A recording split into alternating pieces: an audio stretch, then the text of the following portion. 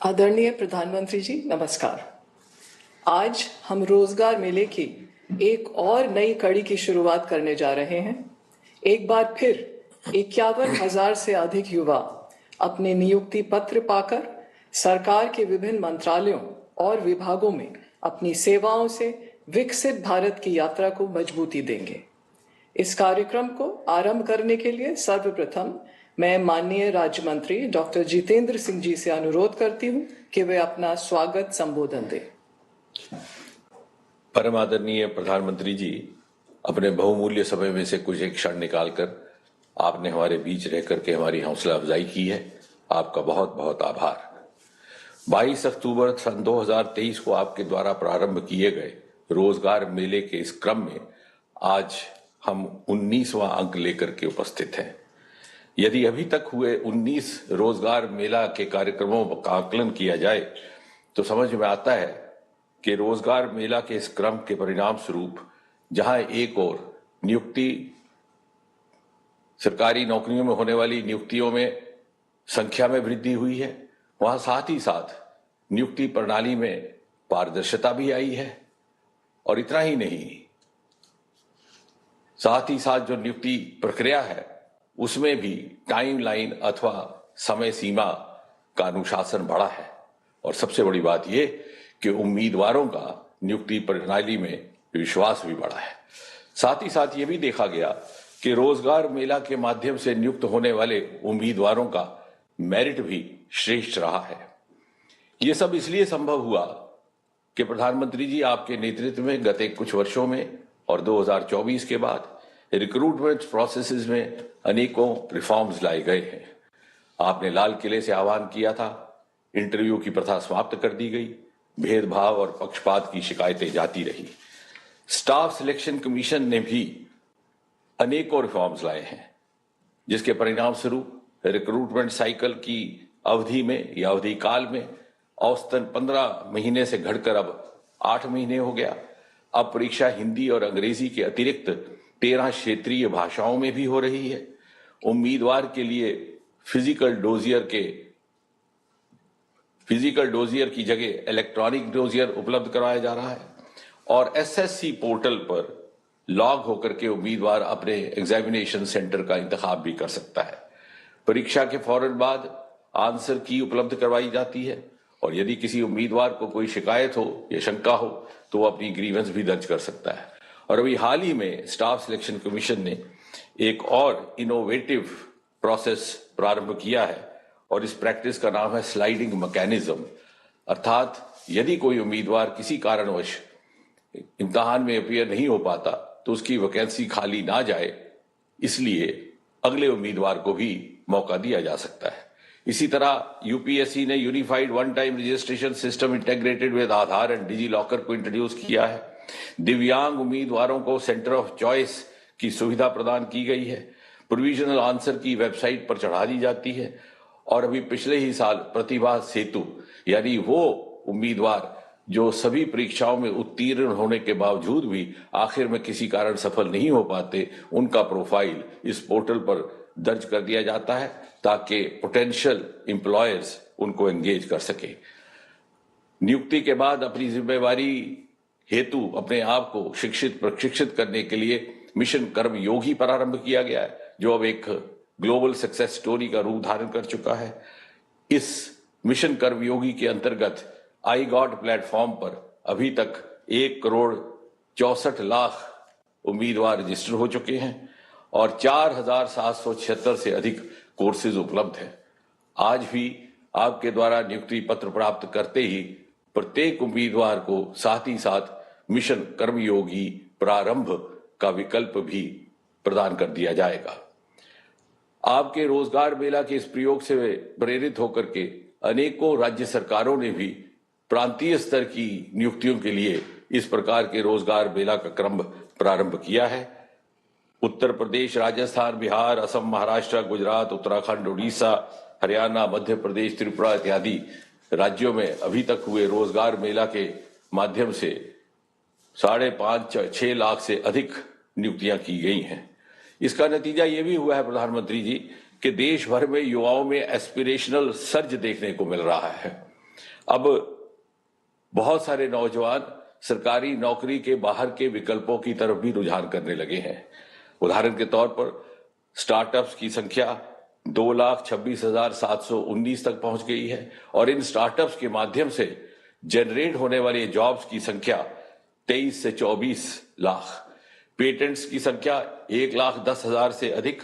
हम तीसरे दर्जे पर खड़े हैं जहां तक स्टार्टअप्स का ताल्लुक है और छठे दर्जे पर खड़े हैं दुनिया में जहां तक पेटेंट्स का ताल्लुक है। और महत्वपूर्ण बात यह कि इसमें से 55% से अधिक पेटेंट रिजाइडिंग इंडियंस के हैं, यहीं पले बले, यहीं उनका शिक्षण प्रशिक्षण हुआ, यहीं शोध किया और यहीं से पेटेंट दर्ज करवाया। आज भी इस समय देश के 47 भिन्न भिन्न स्थानों पर इस प्रकार का आयोजन किया जा रहा है। पहले की तरह आज भी आपके द्वारा बटन दबाते ही 50,000 से अधिक नियुक्ति पत्र एक साथ जारी कर दिए जाएंगे, जिनमें से 50% से अधिक रेल विभाग से ताल्लुक रखते हैं, जो इस बात की भी निशानदही करता है कि किस तेज रफ्तार से मुल्क में आज रेल का विस्तार हो रहा है, खासतौर उन इलाकों में जहां कभी किसी ने कल्पना न की थी। अभी पिछले ही साल आपने दरियाए चन्हाब पर दुनिया के सबसे ऊंचे रेल पुल का लोकार्पण किया और कश्मीर घाटी को जाने वाली वंदे भारत की फ्लैगिंग ऑफ भी की। अंत में केवल इतना कहना है कि आज जबकि हर एक योजना की कल्पना विकसित भारत के लक्ष्य को मद्देनजर रख करके की जाती है, तो ऐसे में ये युवा जब आपके हाथों से नियुक्ति पत्र प्राप्त करेंगे तो साथ ही साथ उन्हें सन 2047 के भारत के निर्माण की जिम्मेवारी भी सौंपी जाएगी। परमात्मा उनको सामर्थ्य दे, उनको क्षमता दे। इसी कामना के साथ एक बार पुनः आपका बहुत बहुत धन्यवाद। धन्यवाद माननीय मंत्री जी। आज पूरा विश्व तेजी से विकसित होते भारत की ओर उम्मीद और गौरव से देख रहा है। आज का ये रोजगार मेला भारत की विकास यात्रा में युवाओं के विशाल योगदान का संदेश लेकर आया है। इस अवसर पर प्रस्तुत है एक लघु फिल्म।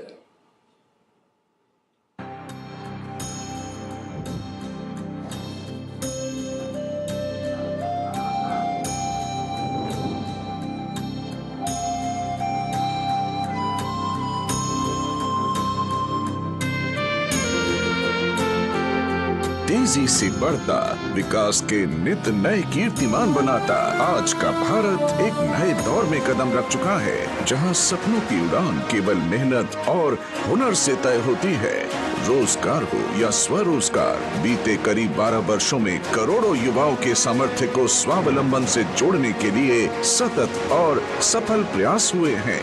गांव, गरीब किसान के बच्चे हो या मिडिल क्लास के, दूर सुदूर के क्षेत्रों में रहने वाले आदिवासी हो या शहरों में रहने वाले, आज हर किसी के लिए सरकारी सेवा से जुड़ने का रास्ता भी एक ही है, लगन, परिश्रम और दृढ़ संकल्प। न सिफारिश, न जुगाड़ और न कॉन्टैक्ट, हकदार को ही आज मिलता है उसका हक, क्योंकि भारत सरकार की चयन प्रक्रिया है पूरी तरह से निष्पक्ष और पारदर्शी। इस प्रक्रिया के केंद्र में है यूपीएससी, एसएससी, आरआरबी और आईबीपीएस जैसी संस्थाएं, जहां हर योग्य युवा का सपना हो रहा है साकार। इन चयनित युवाओं को राष्ट्र सेवा से जुड़ने का अवसर प्रदान करता है रोजगार मेला, जहां अपॉइंटमेंट लेटर पाकर ये युवा परिवार, समाज और राष्ट्र का बढ़ाते हैं मान। रोजगार मेला एक इंस्टीट्यूशन बन गया है। इसके जरिए लाखों युवाओं को सरकार के अलग अलग विभागों में नियुक्ति पत्र मिल चुके हैं। रोजगार मेलों के तहत अब तक लाखों युवाओं को इस पहल के माध्यम से नियुक्ति पत्र मिल चुके हैं और इसी क्रम को जारी रखते हुए आज रोजगार मेला के अंतर्गत 51,000 से अधिक युवाओं को रेल, इसरो, स्वास्थ्य एवं परिवार कल्याण मंत्रालय, शिक्षा मंत्रालय, रक्षा मंत्रालय, वित्तीय सेवाएं विभाग आदि क्षेत्रों से जुड़े विभिन्न मंत्रालयों एवं विभागों में अनेक पदों हेतु नियुक्ति पत्र सौंपे जा रहे हैं। इस सूची में शामिल है रेलवे में में असिस्टेंट लोको पायलट तथा आरपीएफ कांस्टेबल, बैंकिंग सेक्टर में प्रोबेशनरी ऑफिसर्स, मैनेजमेंट ट्रेनीज व एडमिनिस्ट्रेटिव ऑफिसर्स, इसरो में साइंटिस्ट, इंजीनियर तथा टेक्निकल असिस्टेंट, शिक्षा मंत्रालय में professor, associate professor, assistant professor, registrar, deputy registrar, assistant registrar, librarian, स्वास्थ्य एवं परिवार कल्याण मंत्रालय में nursing officer, store keeper cum clerk, junior medical lab technologist, senior resident, CPSE, केंद्रीय सार्वजनिक क्षेत्र उपक्रम में मैनेजर, डिप्टी मैनेजर एवं असिस्टेंट मैनेजर, रक्षा क्षेत्र में नाविक जैसे विभिन्न पद। देश की समर्थ युवा शक्ति विकसित भारत एट 2047 के संकल्प की सिद्धि में अहम भूमिका निभा रही है। रेलवे को गति देने में, अंतरिक्ष में नई ऊंचाइयां छूने में या वित्तीय सेवाओं को जन जन तक पहुंचाने में उनका योगदान हर क्षेत्र में दिखाई देता है। ये कर्मयोगी युवा सिर्फ अपने जीवन को ही नहीं बदल रहे, बल्कि राष्ट्र निर्माण में भागीदार भी हैं और साक्षी भी। यही नए भारत की पहचान है, जहां हर उपलब्धि के पीछे मेहनत की कहानी है और अवसर की समानता का अटूट विश्वास है। रोजगार मेला, युवाओं की निरंतर प्रगति, विकसित भारत की गति शक्ति। अब मैं आदरणीय प्रधानमंत्री जी से आग्रह करती हूं कि कृपया रिमोट का बटन दबाकर 51,000 से अधिक नियुक्ति पत्रों के वितरण के इस अभियान का शुभारंभ करें।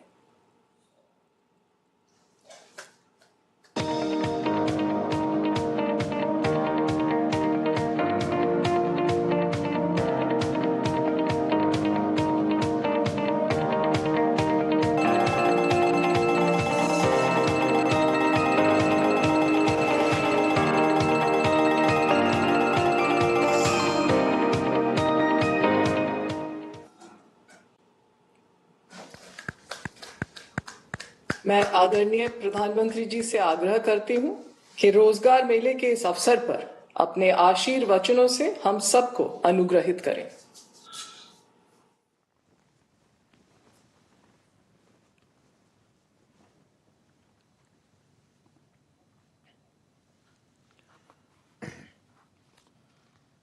साथियों, आज देश भर के हजारों युवाओं के लिए बहुत ही महत्वपूर्ण दिवस है। आज 51,000 से ज्यादा युवाओं को सरकारी नौकरी का नियुक्ति पत्र मिला है। आज आप सभी देश की विकास यात्रा में अहम भागीदार बन रहे हैं, जिम्मेवार भागीदार बन रहे हैं। Railway, banking, defence, health, education और दूसरे कई क्षेत्रों में आप सभी नई जिम्मेदारियां संभालने जा रहे हैं। आने वाले वर्षों में विकसित भारत के संकल्प को सिद्ध करने में आप सभी महत्वपूर्ण भूमिका निभाने वाले हैं। साथियों, यहां तक पहुंचने के लिए आप सभी ने लंबी तैयारी और कड़ा परिश्रम जरूर किया होगा। इस उपलब्धि के लिए मैं आपको भी और आपके परिवारजनों को भी बहुत बहुत बधाई देता हूं। आपको यहां तक पहुंचाने में आपके माता पिता और परिवार का योगदान कम नहीं होता है, लेकिन इतना भी सही है कि जैसे परिवार का योगदान होता है, समाज का भी बहुत बड़ा योगदान होता है हमें यहां पहुंचाने के लिए। हम सिर्फ अपने कारण नहीं पहुंचते, सिर्फ अपने परिवार के कारण नहीं पहुंचते। इस विशाल देश के 140 करोड़ नागरिकों के योगदान का भी बहुत बड़ा महत्व होता है। और इसलिए हमारा दायित्व खुद के प्रति, खुद के परिवार प्रति, वैसे ही संपूर्ण समाज के प्रति भी रहता है। और मुझे विश्वास है कि इन सभी कामों के लिए आप अपने आप को और अधिक योग्य बनाएंगे। मैं आपको बहुत शुभकामनाएं देता हूं। साथियों, आप सबको पता है, अभी 2 दिन पहले ही मैं 5 देशों की यात्रा कर करके लौटा हूं। कहने को तो ये सिर्फ 5 देशों की यात्रा थी, लेकिन इस दौरान मेरी दर्जनों देशों की बड़ी बड़ी कंपनियों के लीडर्स से बातें हुई, विस्तार से चर्चा हुई, मुलाकात हुई। और हर जगह मैंने एक बात समान रूप से महसूस की है। दुनिया भारत के युवाओं और भारत की टेक्नोलॉजिकल प्रोग्रेस को लेकर बहुत उत्साहित है। आज दुनिया भारत की विकास यात्रा का हिस्सा बनना चाहती है। भारत भी दुनिया के अलग अलग देशों के साथ पार्टनरशिप कर रहा है। इसका उद्देश्य यही है कि भारत के युवाओं को अवसर मिले, रोजगार मिले, उनका सामर्थ्य खिल उठे। साथ साथ मैं चाहता हूं मेरे देश के नौजवानों को ग्लोबल एक्सपोजर भी मिले। इस यात्रा के दौरान, अब जैसे नेदरलैंड की मैं बात करूं, तो नेदरलैंड्स के साथ सेमीकंडक्टर्स, वाटर, एग्रीकल्चर और एडवांस मैन्युफैक्चरिंग पर चर्चा हुई। स्वीडन के साथ आर्टिफिशियल इंटेलिजेंस, एआई और डिजिटल इनोवेशन, उस पर सहयोग की बहुत सारी बातें हुई। नॉर्वे के साथ ग्रीन टेक्नोलॉजी और मैरीटाइम कोऑपरेशन की बात आगे बढ़ी है। यूएई के साथ स्ट्रेटेजिक एनर्जी और टेक्नोलॉजी पार्टनरशिप पर महत्वपूर्ण समझौते हुए। इटली के साथ defence, critical minerals, science and technology ऐसे अत्यंत महत्वपूर्ण क्षेत्रों में पार्टनरशिप्स पर एग्रीमेंट हुए। साथियों, इन सारे एग्रीमेंट्स का सीधा लाभ भारत के युवाओं को मिलने वाला है। और आपने देखा होगा कि सारे विषय एक उज्जवल, समर्थ भारत के भविष्य की गारंटी लेकर के आते हैं। क्योंकि हर नया निवेश, हर टेक्नोलॉजी पार्टनरशिप, हर इंडस्ट्रियल कोलैबोरेशन भारत के युवाओं के लिए नई अपॉर्चुनिटीज तो लेकर के आता ही है, लेकिन अनगिनत नए अवसर तैयार करता है। मेरे नौजवान साथियों, हमें याद रखना है, ये वो सेक्टर्स हैं जिनमें आने वाला इन्वेस्टमेंट और पार्टनरशिप आने वाले 3-4 दशक की ग्लोबल ग्रोथ को ये शेप करने वाली इंडस्ट्री तैयार करेगी।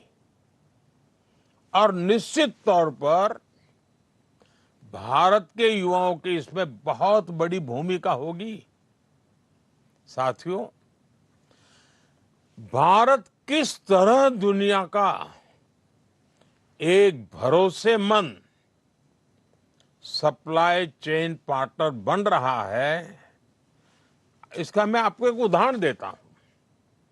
जैसे नेदरलैंड्स की सेमीकंडक्टर कंपनी, आप में से बहुत लोग इस नाम से परिचित होंगे, एएसएमएल। एएसएमएल के साथ भारत की टाटा कंपनी का एग्रीमेंट है। भारत दुनिया के कुछ ही देशों में से एक है जिसके साथ इस कंपनी ने समझौता किया है। एएसएमएल, टाटा, इलेक्ट्रॉनिक्स के बीच ये अकेला समझौता ही भारत में रोजगार के अनगिनत नए मौके बनाएगा और भारत को एक नेक्स्ट जनरेशन टेक्नोलॉजी में प्रवेश द्वार खोल देगा।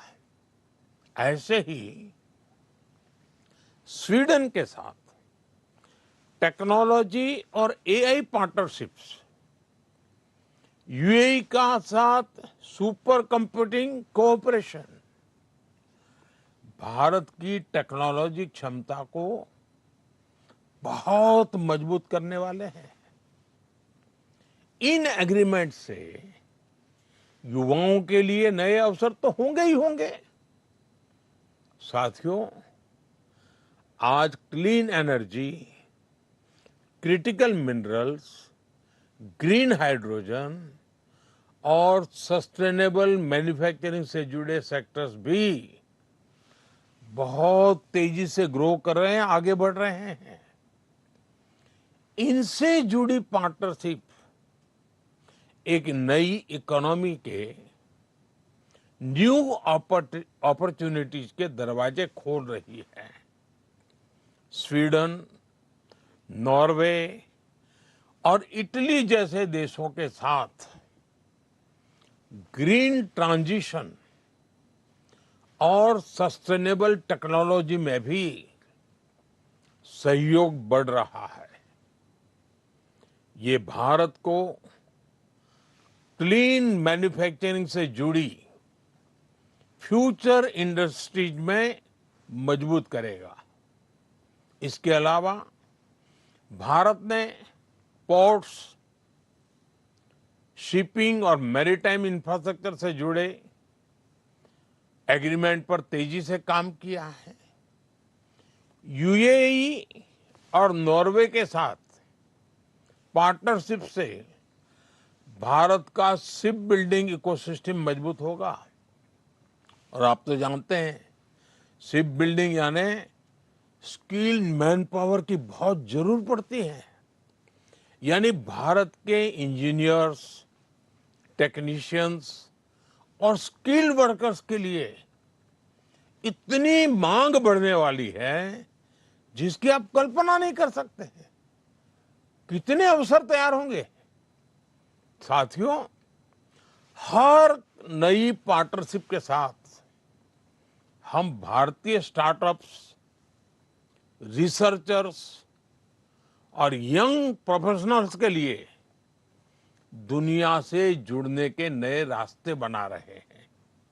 इससे भारतीय युवाओं को एडवांस एक्सपर्टीज,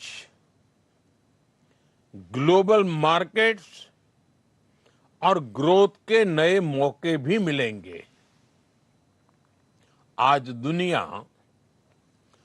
उन देशों का सम्मान करती है जो इनोवेट करते हैं, जो बिल्ड करते हैं और जो बड़े स्तर पर डिलीवरी कर सकते हैं।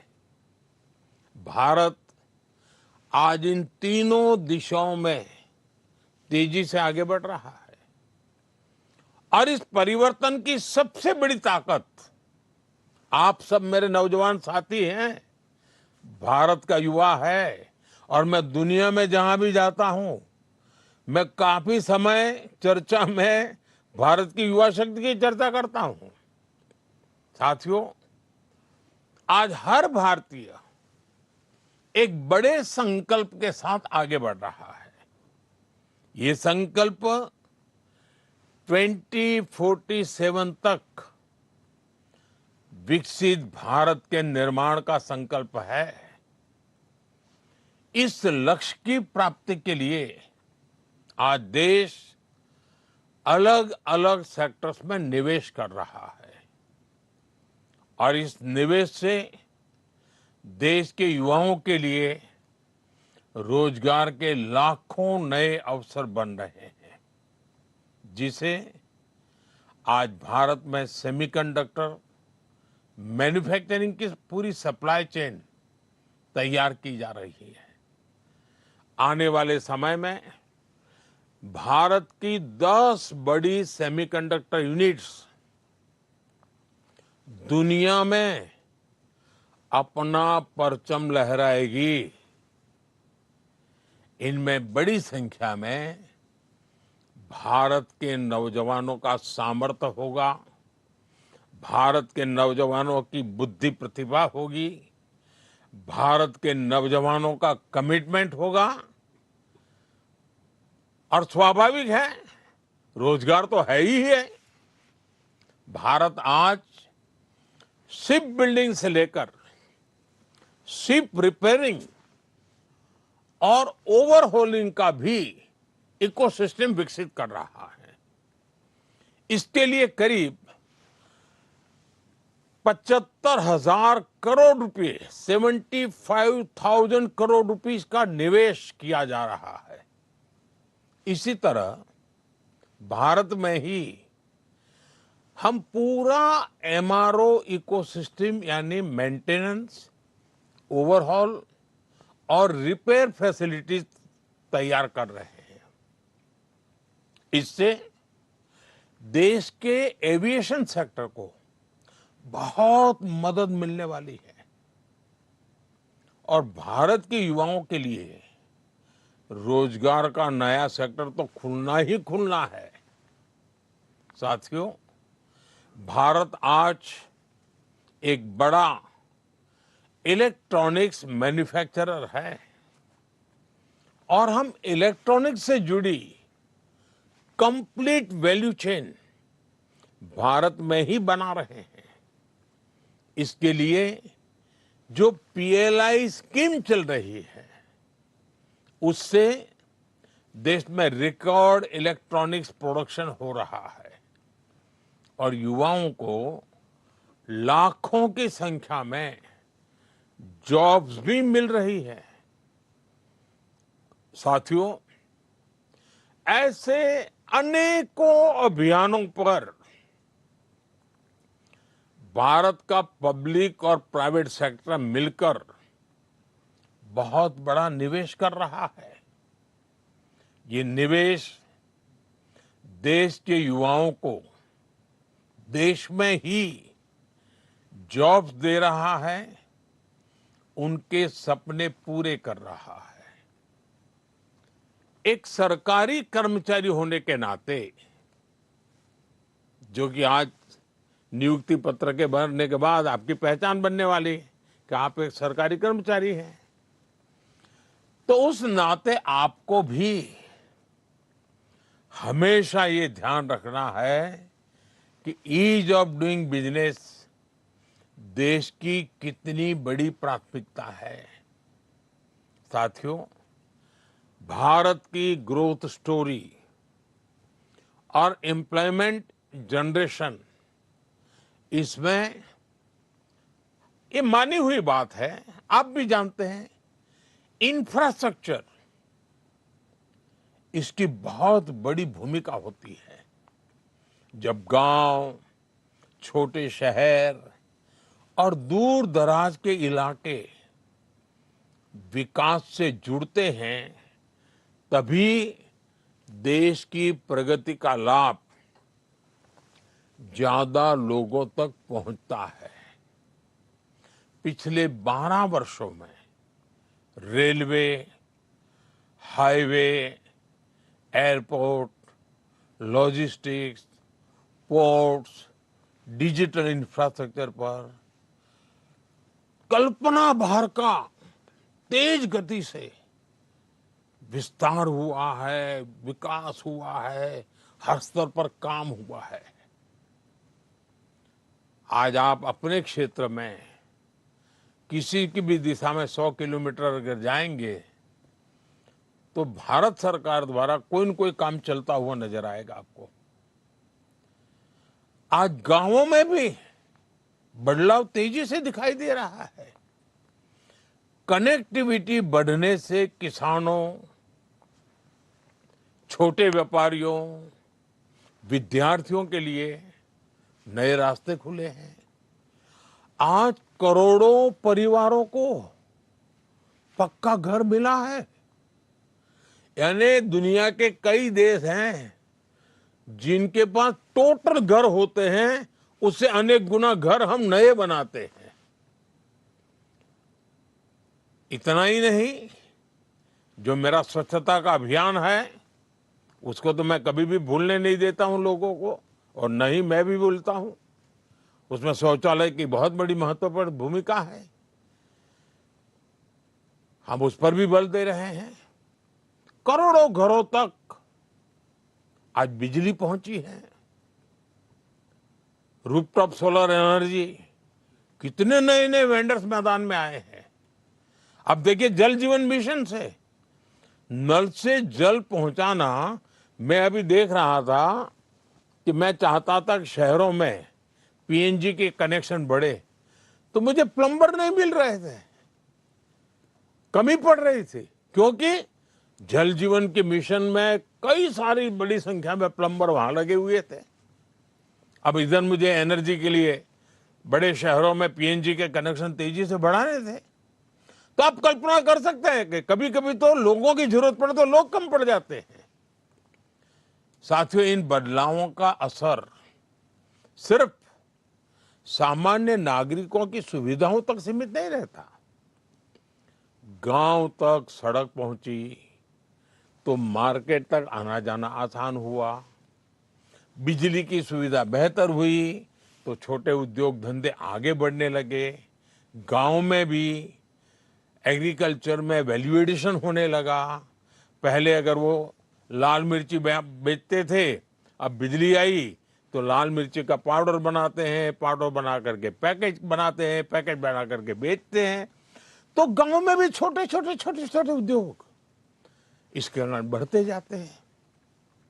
डिजिटल कनेक्टिविटी बढ़ी तो गांव के लोग भी पूरे विश्व के साथ जुड़ रहे हैं, आधुनिकता से जुड़ रहे हैं। शहर और गांव का फर्क मिटता चला जा रहा है और इससे अर्थव्यवस्था की गति तेज हुई है।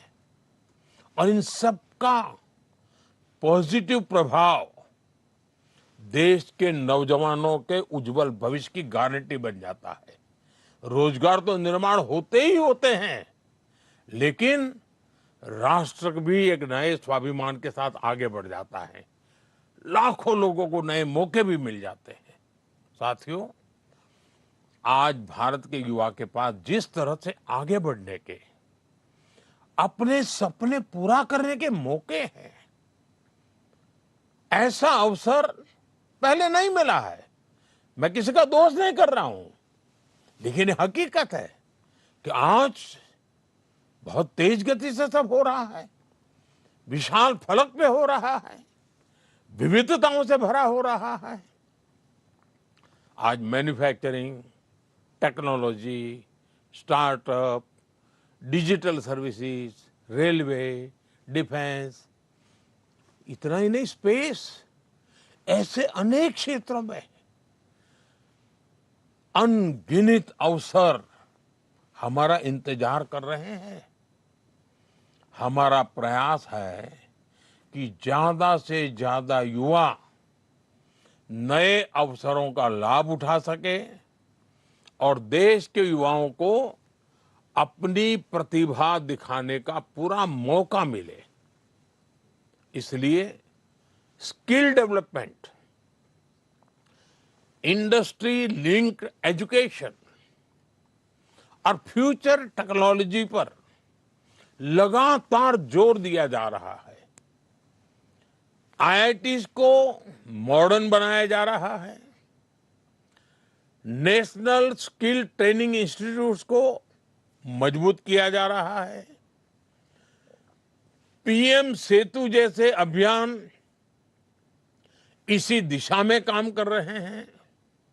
साथियों, पिछले कुछ वर्षों में देश में सेल्फ एम्प्लॉयमेंट और एंटरप्रेन्योरशिप की एक नई संस्कृति विकसित हुई है। भारत दुनिया का तीसरा सबसे बड़ा स्टार्टअप इकोसिस्टम है।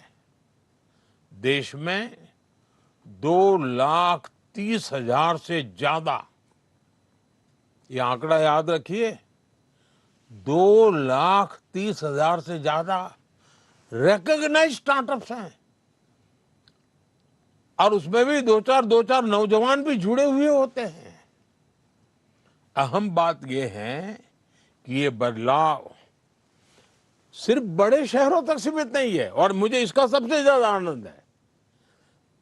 आजकल तो टियर 2 और टियर 3 शहरों के युवा भी बहुत बड़ी संख्या में स्टार्टअप और इनोवेशन की दुनिया में अपना ताकत दिखा रहे हैं। उनके सामर्थ्य की नोट लेनी पड़ रही है। ये परिवर्तन अब देश की अर्थव्यवस्था का महत्वपूर्ण हिस्सा है। इस बदलाव में हमारी नारी शक्ति की भूमिका भी लगातार बढ़ रही है। आज बड़ी संख्या में विमेन लेड स्टार्टअप्स, ये जब सुनते हैं ना मन गर्व से भर जाता है। मैं जब दुनिया के लोगों को बताता हूं कि हमारे यहाँ स्टार्टअप में महिलाओं की बहुत बड़ी भूमिका बढ़ रही है, बहुत बड़ी मात्रा में महिलाएं आगे आ रही है। मुद्रा योजना के तहत करोड़ों महिलाओं को फाइनेंशियल सपोर्ट मिला है। पीएम स्वनिधि जैसी योजनाओं ने भी लाखों महिलाओं को आत्मनिर्भर बनने का अवसर दिया है। आज गांवों में, छोटे शहरों में पहले से ज्यादा महिलाएं अपने दम पर नए काम शुरू कर रही हैं। साथियों, नीतियां और निर्णयों के इस अभियान के बीच आपको एक और बात याद रखनी है। किसी भी व्यवस्था की असली ताकत उसके लोग होते हैं। जनता जनार्दन की शक्ति होती है, जनशक्ति होती है और जनशक्ति ही तो राष्ट्र शक्ति बनती है।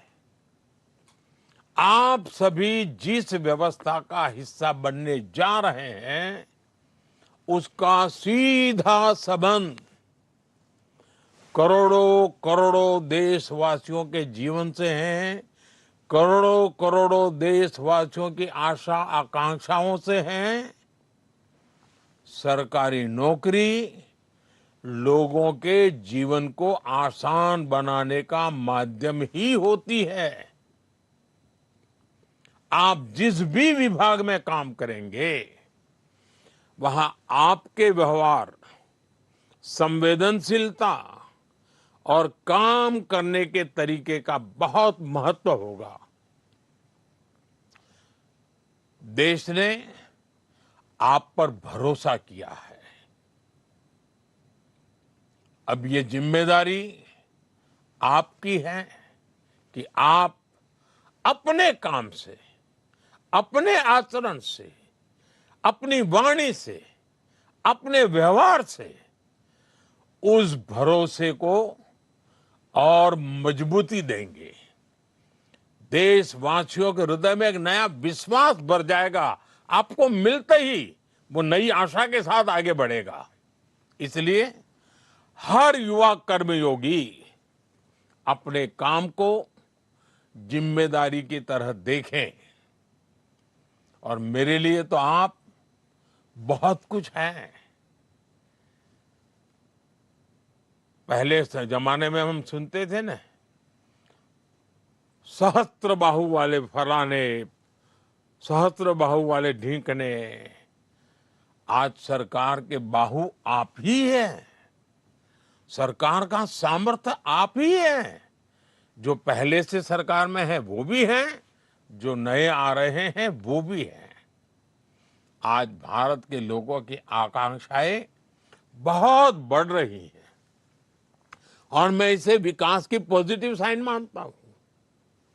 हमें अपने देश के लोगों के एस्पिरेशंस को समझना भी है और उसके हिसाब से उतनी ही तेज गति से काम भी करना है।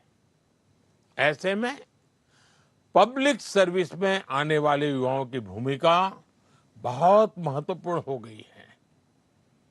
आपको लगातार सीखते रहना होगा, खुद को नई टेक्नोलॉजी, नई सिस्टम और नई जरूरतों के हिसाब से तैयार करना होगा। इसमें आपको आई गॉट कर्मयोगी प्लेटफॉर्म से बहुत मदद मिलेगी। कर्मयोगी प्रारंभ जैसे मॉड्यूल से आपको अपनी जिम्मेदारियां समझने में बहुत सहूलियत होगी। मेरा आपसे आग्रह है कि इसका ज्यादा से ज्यादा लाभ उठाएं। साथियों, आज भारत का युवा दुनिया के हर क्षेत्र में अपनी पहचान बना रहा है। यही स्पिरिट, यही ऊर्जा पब्लिक सर्विस में भी दिखाई देनी चाहिए। विकसित भारत ऐसे ही युवाओं के प्रयास से बनेगा जो अपने काम को देश सेवा का माध्यम मानते हैं, जन सेवा का माध्यम मानते हैं। और हमारे यहाँ तो कहा, जन सेवा ही प्रभु सेवा। मुझे पूरा विश्वास है आज नियुक्ति पत्र पाने वाले हमारे युवा साथी भारत के विकास यात्रा को नई गति देंगे। आपके काम, आपके फैसलों से विकसित भारत के संकल्प की सिद्धि होगी। और आपको वो मंत्र कभी भूलना नहीं है। हमारा मंत्र है नागरिक देवो भव। नागरिक देवो भव। नागरिक का कल्याण ही हमारा कर्तव्य है। मैं एक बार फिर आज नियुक्ति पत्र पाने वाले सभी युवाओं को आगे के जीवन के लिए, देश सेवा के इस अवसर को निभाने के लिए अनेक अनेक शुभकामनाएं देता हूं। आप सबको बहुत बहुत धन्यवाद।